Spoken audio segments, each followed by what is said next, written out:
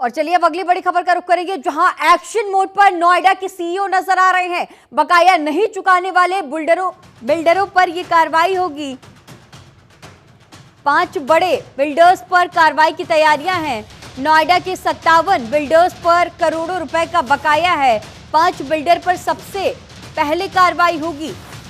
HN 5 builders पर सबसे पहले कार्रवाई होनी है।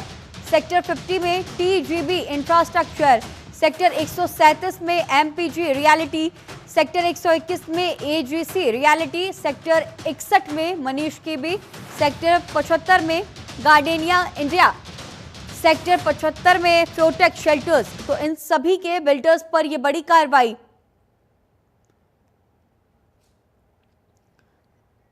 एक्शन मोड पर नोएडा के सीईओ नजर आ रहे हैं। सेक्टर 121 AGC रियलिटी है। यहां पर इन 5 बिल्डर्स पर सबसे पहले ये कार्रवाई होगी। सेक्टर 61 में कार्रवाई, सेक्टर 75 गार्डेनिया इंडिया के बिल्डर पर कार्रवाई।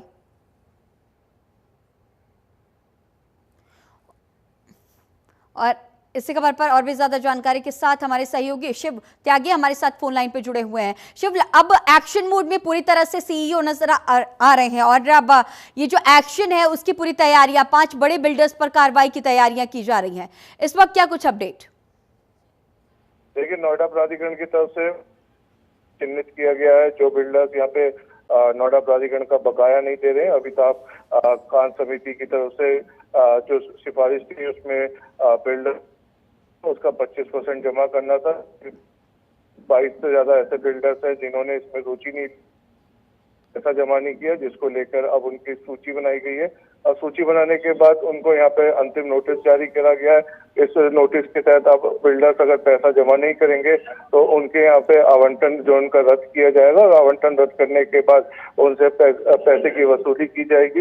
इसको लेके नोएडा प्राधिकरण के सीईओ ने तमाम जो बिल्डर्स है उनको लेके यहाँ पे उनको अंतिम नोटिस जारी करवाया।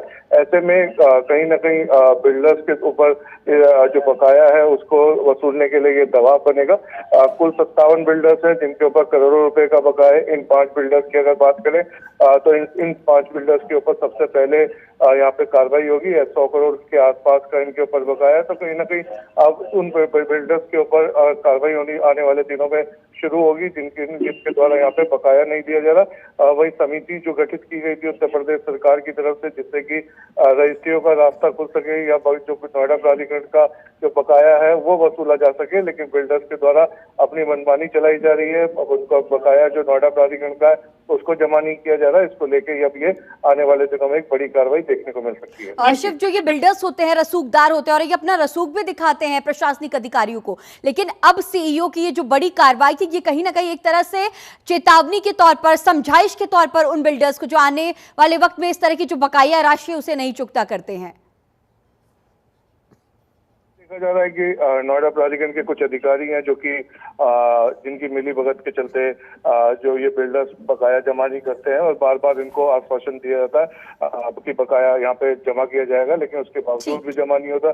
तो कहीं ना कहीं अब उन बिल्डर्स के ऊपर कार्रवाई आने वाले दिनों में यहाँ पे सीईओ की तरफ से देखने को मिलेगी। उनका जो अलॉटमेंट है उसको कैंसिल किया जाएगा। तो ऐसे में उनकी जो प्रॉपर्टीज है उनको भी यहाँ पे चिन्हित किया जा रहा है जिससे कि उनसे बकाया वसूला जा सके। तमाम अनसॉल्व प्रॉपर्टीज जो बिल्डर्स की हैं उनको यहाँ पे जब्त किया जाएगा, फिर उसके बाद उनकी कुर्की करके उनको बेचा जाएगा।